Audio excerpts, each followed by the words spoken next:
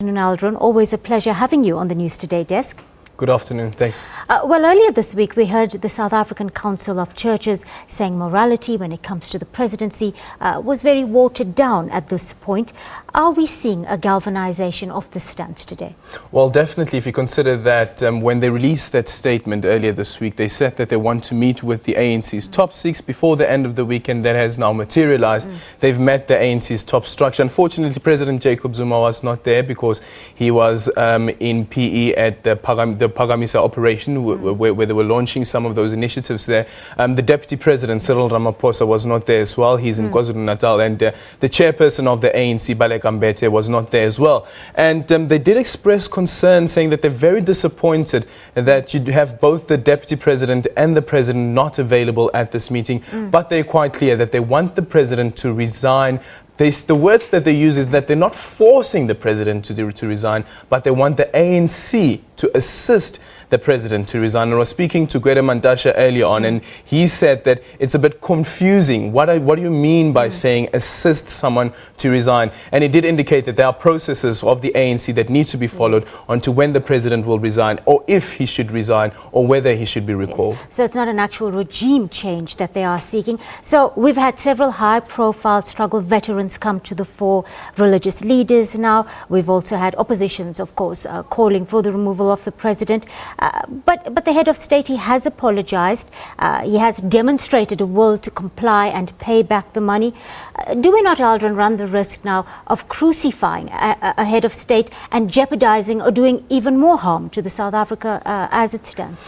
Well, the view of the religious leaders is that if the President stays in office, then there will be more irreparable harm. So the President, as they put it, should rather step down now and stop, quote unquote, the pain that he's causing the country at the moment. So what they're calling for is for the President to resign. And as you said earlier on, they also indicated during that press briefing that they're not really calling for regime change. All they're calling for is the President to resign. There's also this argument around having religious leaders interfere with politics and so forth. And Pastor Ray McCauley saying that, listen, even back in apartheid, the churches played a huge role. And this time around, of course, the churches will play a huge role. And they are in contact with their constituencies. And that's where the concern has come from. They've had several meetings with the constituencies, but they also made it clear that it's not all the churches, not all the church members who are calling for the President to step down.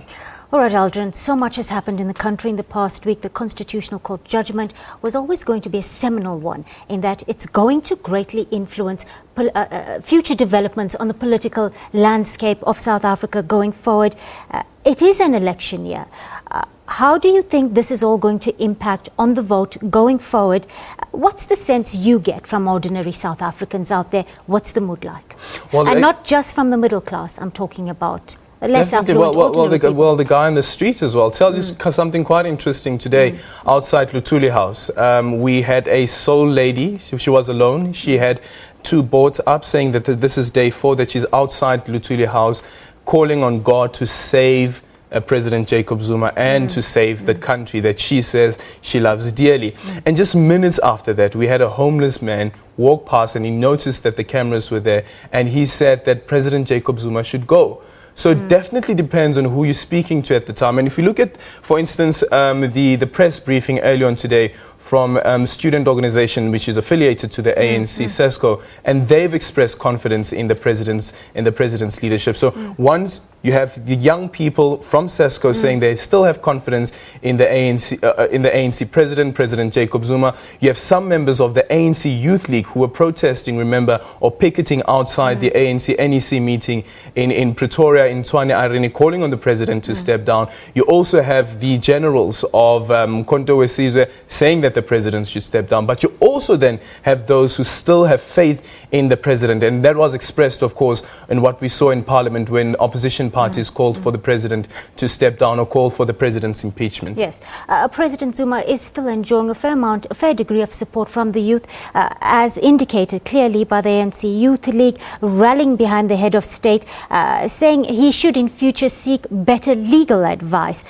Can we put this all down to poor quality legal advice, Aldrin? Well, it really depends on who you speak to about that. But if we look at the Constitutional Court judgment, when it comes to the decision that the President took not to adhere to or not to fulfill the remedial actions set out by the public protector, the Constitutional Court said, even though you rely on the ruling of the High Court, which ruled at the time during the case involving the SABC COO, that the remedial action of the public protector is not binding. Even if you relied on that, it does not take away the illegality of your conduct. So that's what the Constitutional Court is saying, and there's a lot of reliance that has been placed on that. And of course, we have heard the ANC in expressing its confidence in the President's leadership, saying that going forward, better legal advice. Thank you, Aldrin Sampear, joining us on the News Today desk.